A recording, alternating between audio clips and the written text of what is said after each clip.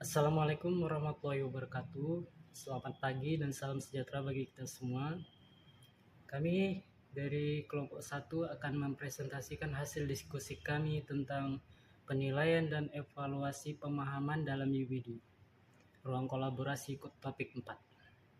Sebelumnya saya ingin memperkenalkan terlebih dahulu nama-nama dari anggota kelompok kami, yaitu saya Aji Sukma sebagai moderator dan pemateri, Eyana Shali Siregar sebagai pemateri, Ria Nita Fitri sebagai pemateri, dan Firmauli Sinaga sebagai pemateri. Baik, selanjutnya kita akan masuk ke dalam pembahasan. Evaluasi dan penilaian dalam UBD pada aspek menjelaskan, yaitu yang pertama ada akurat, yang kedua koheren, yang ketiga sistematis, yang keempat dibenarkan, dan yang kelima prediktif. Selanjutnya saya akan menjelaskan pada aspek yang pertama, yaitu akurat. Menurut Kamus Besar Bahasa Indonesia, kata akurat merupakan cermat, teliti, dan tepat benar. Dengan makna tersebut, akurat adalah kata sifat yang digunakan untuk menekankan suatu keadaan yang tepat sasaran, tidak meleset, dan benar. Contoh rubrik mampu menjelaskan sesuai dengan definisi tersebut adalah, yaitu pada aspek akurat, yang pertama, peserta didik menyampaikan informasi yang kurang tepat. Kedua, peserta didik menyampaikan informasi yang benar namun dengan satu kesalahan. Ketiga, peserta didik menyampaikan informasi yang benar. Baiklah, saya akan menjelaskan tentang aspek yang kedua, yaitu koheren. Koherensi didefinisikan sebagai sebuah pola keterkaitan antara bagian yang satu dengan bagian yang lain, sehingga kalimat memiliki kesatuan makna yang utuh. Dengan kata lain, bahwa koherensi mengandung makna pertalian antara kalimat yang satu dan yang lainnya. Koherensi juga berarti hubungan timbal balik yang serasi antar unsur dalam kalimat. Hubungan koherensi adalah keterkaitan antara bagian yang satu dengan bagian yang lainnya, sehingga kalimat memiliki kesatuan makna yang utuh. Wacana yang koheren memiliki ciri-ciri susunannya teratur dan amanatnya terjalin rapi, sehingga mudah diinterpretasikan. Contoh rubrik yang mengaitkan dengan materi prasyarat. Aspek koheren. Peserta didik yang tidak mampu mengaitkan dengan materi prasyarat sama sekali akan mendapat skor 1. Kemudian peserta didik yang mampu mengaitkan dengan materi prasyarat sama sekali mendapatkan skor 2. Dan yang terakhir adalah peserta didik yang mampu mengaitkan dengan materi prasyarat secara utuh mendapatkan nilai 3.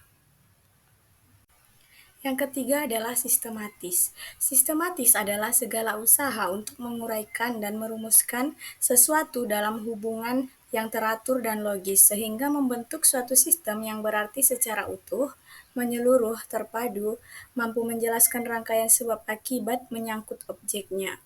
Jadi, pengertian pola berpikir sistematis adalah cara kemampuan siswa untuk mengerjakan atau menyelesaikan suatu konsep. Berikut adalah contoh rubrik sistematis dalam menjelaskan. Aspek sistematis. Peserta didik yang tidak mampu menjelaskan materi sama sekali akan mendapatkan skor 1. Kemudian, peserta didik yang mampu menjelaskan materi secara tidak berurut mendapatkan skor 2. Dan yang terakhir, peserta didik yang mampu menjelaskan materi secara berurut akan mendapatkan skor 3. Yang keempat yaitu dibenarkan atau justified. Dibenarkan berasal dari pengetahuan subjektif yang artinya pengetahuan yang belum diketahui kebenarannya atau keabsahannya. Menurut Kamus Besar Bahasa Indonesia atau KBBI, arti kata dibenarkan adalah termakbul atau arti lainnya dari dibenarkan adalah berhasil. Contoh rubrik yaitu mampu membuktikan pengetahuan yang dimiliki. Aspeknya adalah dibenarkan. Kriteria penilaian untuk skor pertama yaitu peserta didik hanya mengungkapkan pengetahuan yang dimiliki yang berasal dari orang lain serta tidak dapat membuktikan pengetahuan yang dimilikinya adalah benar. Kriteria penilaian skor kedua yaitu peserta didik mampu mengungkapkan pengetahuan yang dimiliki dari pendapat sendiri membuktikan pengetahuan yang diungkapkan adalah benar. Kriteria penilaian ketiga yaitu peserta didik mampu mengungkapkan pengetahuan yang dimiliki yang berasal dari diri sendiri dan mampu menjabarkan secara rinci dan dapat membuktikan pengetahuan yang diungkapkan itu adalah benar. Yang kelima adalah prediktif.